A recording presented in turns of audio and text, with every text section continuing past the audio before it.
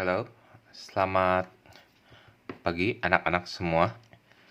Eh, untuk pelajaran fisika pada hari ini, kita akan masuk ke bab yang baru.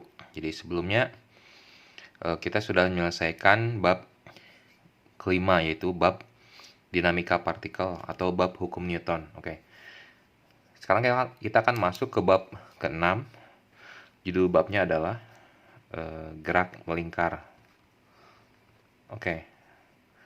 Sebelumnya kita sudah belajar gerakan benda dalam garis lurus. Jadi gerakannya itu GLB atau GLBB. Jadi yang dulu kita pelajari, misalkan ada benda di posisi awal, dia berpindah ke posisi akhir. Oke. Jadi ada benda posisi awal berpindah ke posisi akhir,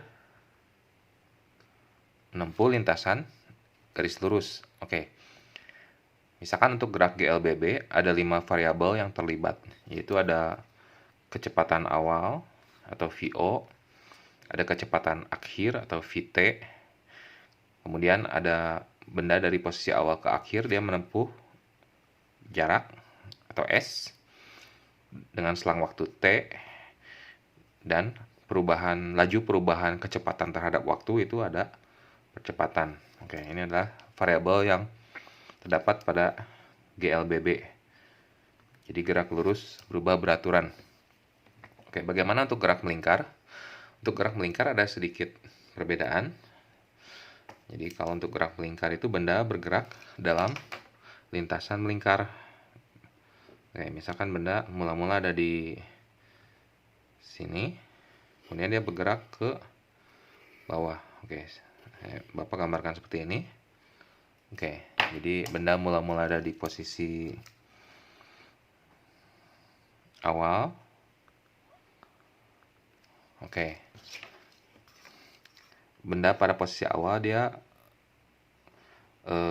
berjarak R atau jari-jari terhadap suatu pusat lingkaran. Kemudian benda tersebut berputar, bergerak melingkar berlawanan jarum jam, hingga akhirnya dia sampai atau tiba pada posisi akhir. Oke, seperti itu ya. Karena gerak melingkar berarti posisi akhir pun akan tetap berjarak R dari titik rotasi, titik O. Oke, sampai sini ya.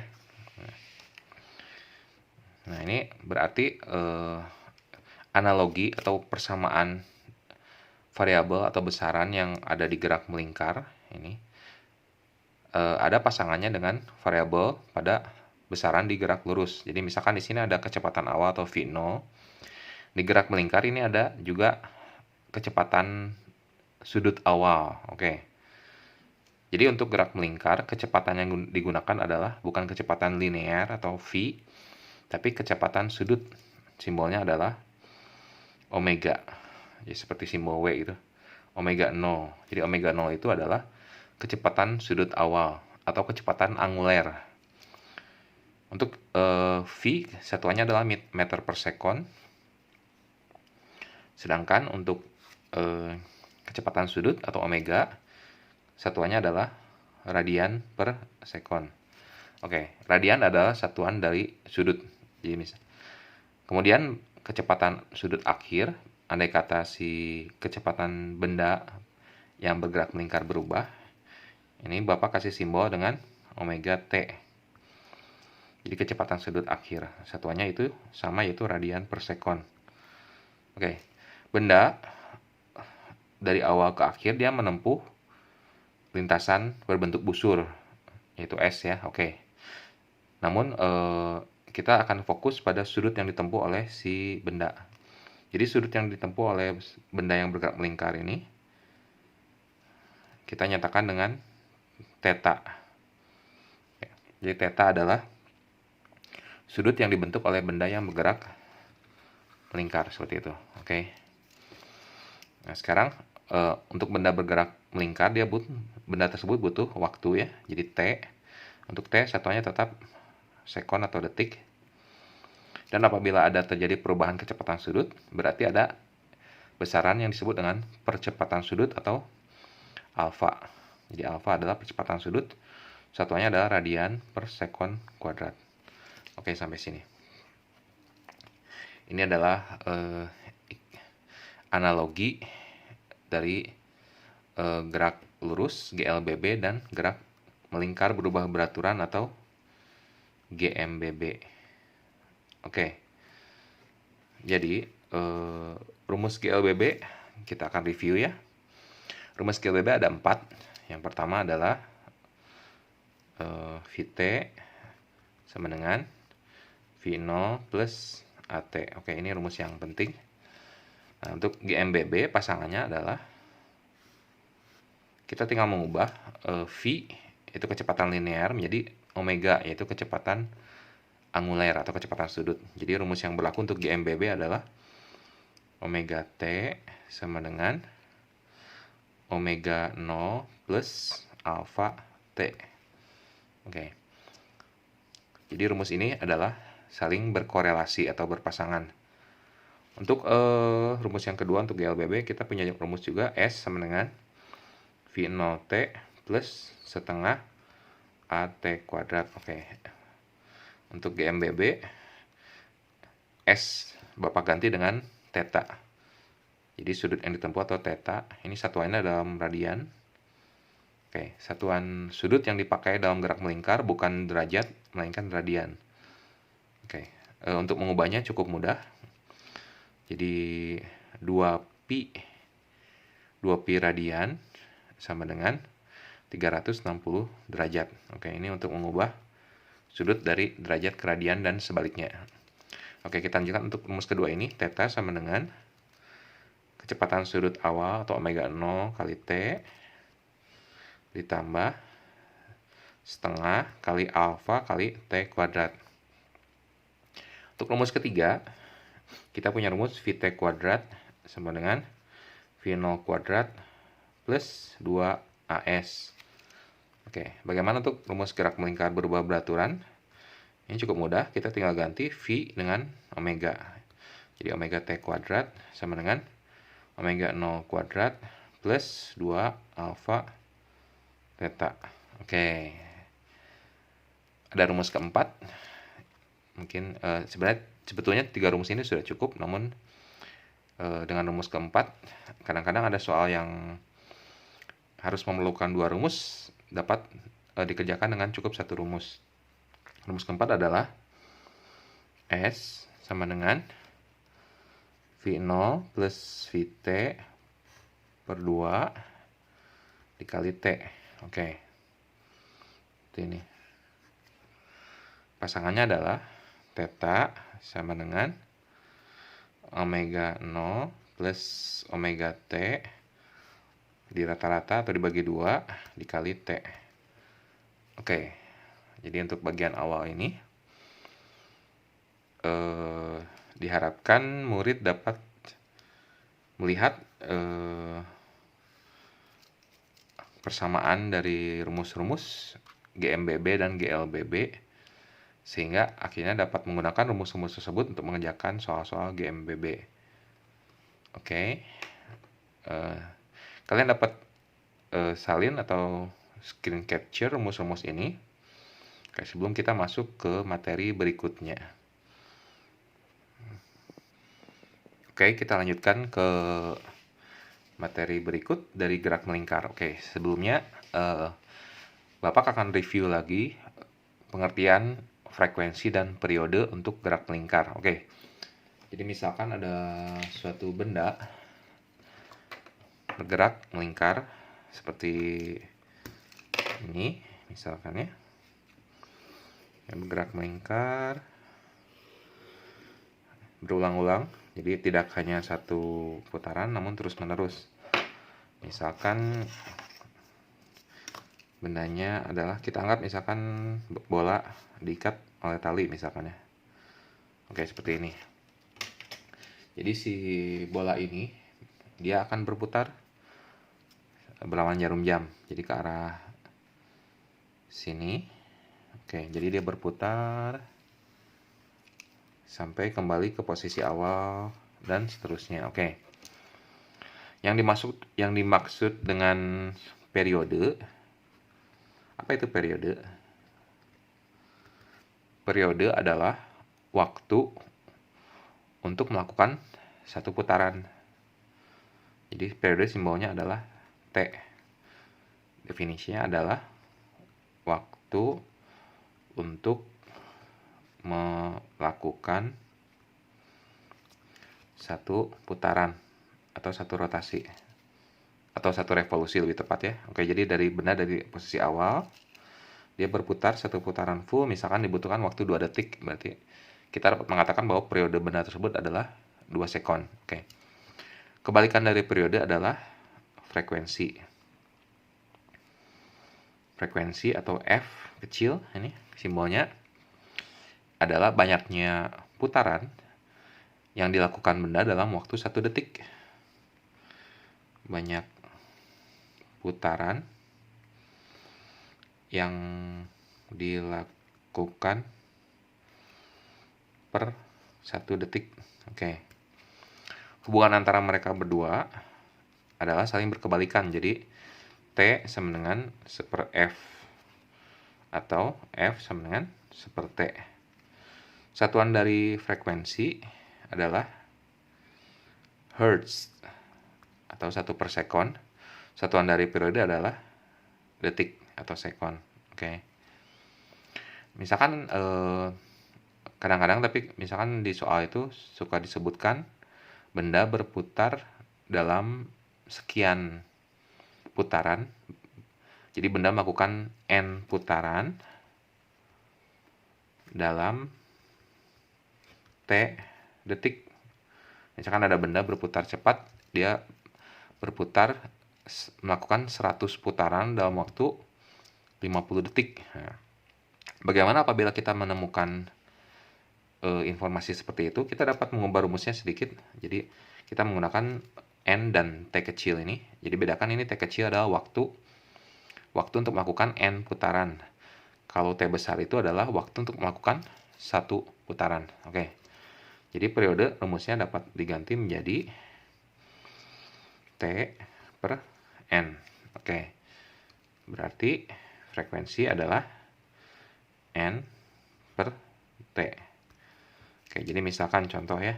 Contoh misalkan ada benda melakukan 100 putaran dalam waktu 50 detik misalkan ya. Ditanya misalkan frekuensinya. Berarti F sama dengan N per T. Berarti 100 dibagi 50. Ini adalah N, ini adalah T. Jadi kita peroleh hasilnya ada 2 Hz. Ini contohnya. Oke. Kita akan pindah lagi. Oke, ini bisa dicatat rumus-rumus yang di kotak ini. Mungkin sudah pernah dibahas di tingkatan SMP. Oke, namun ini adalah penting jadi kita bahas lagi. Oke, sebelum kita akan lanjutkan. Tadi sudah dibahas ada besaran-besaran yang ada pada gerak lurus GLBB dan besaran-besaran pada gerak melingkar GMBB. Oke.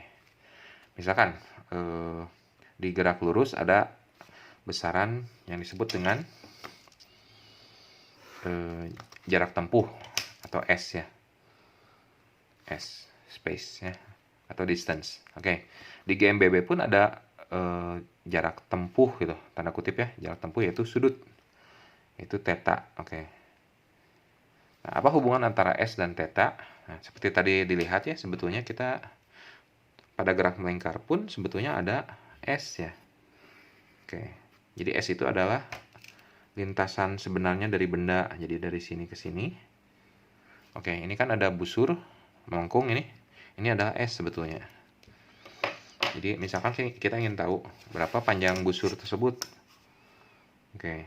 Ini busur merupakan bagian dari juring lingkaran yang berjari-jari R dan memiliki sudut pusatnya adalah theta. Oke. Kita ingin mencari S, hubungannya dengan R. Ternyata S itu sama dengan theta dikali R. Oke. Tapi syaratnya adalah sudut theta harus dinyatakan dalam radian. Jadi misalkan, contoh ya. Contoh misalkan sudutnya theta sama dengan 90 derajat misalkan ya. Nah, ini untuk menggunakan si theta ini ke rumus S sama dengan theta dikali R, kita harus mengubah sudut tersebut ke radian. Oke. Faktor konversinya adalah pi radian setara dengan 90 derajat. Oke, ini faktor konversi.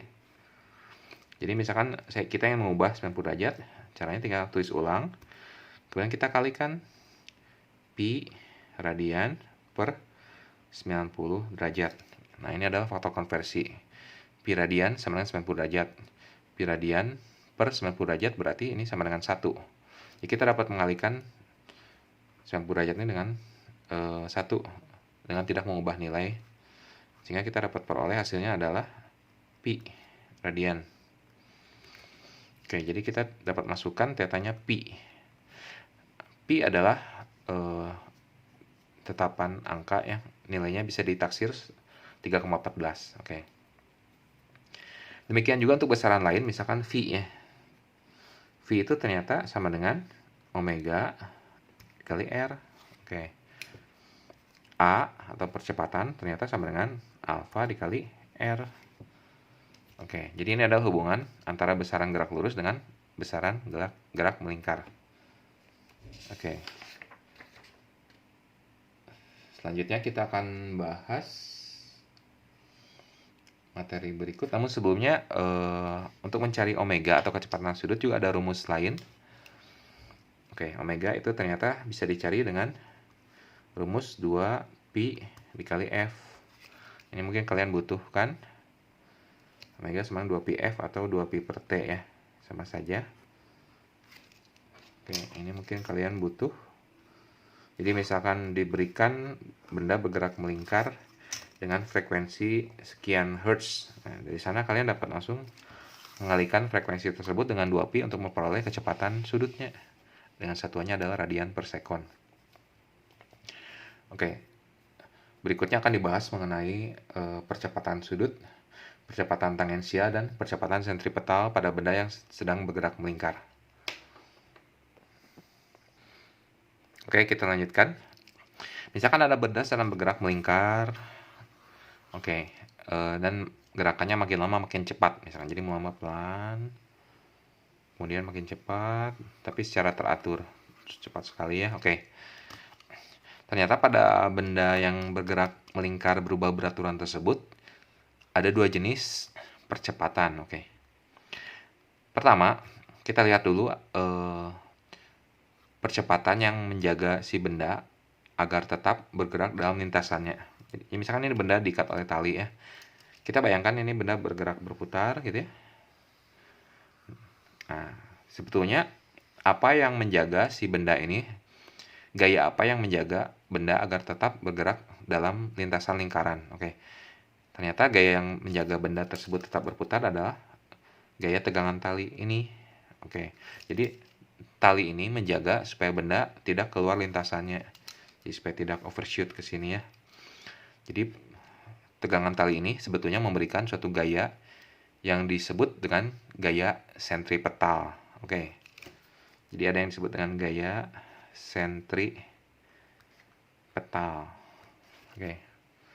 Gaya sentripetal adalah gaya yang bekerja pada benda yang sedang bergerak melingkar dan arahnya positif ke arah pusat lingkaran. Oke. Gaya sentripetal ini ada bisa beberapa gaya bekerja pada benda tersebut yang sedang melingkar. Oke. Kita dapat resultankan, maka sigma FSP atau resultan atau jumlah gaya sentripetal itu sama dengan massa benda dikalikan percepatan sentripetal si benda. Oke, jadi untuk benda bergerak melingkar akan selalu ada percepatan sentripetal, yaitu percepatan yang arahnya ke pusat. Oke, jadi percepatan sentripetal arahnya kayak saya gambarkan misalkan di posisi lainnya di sini misalkan ya. Oke.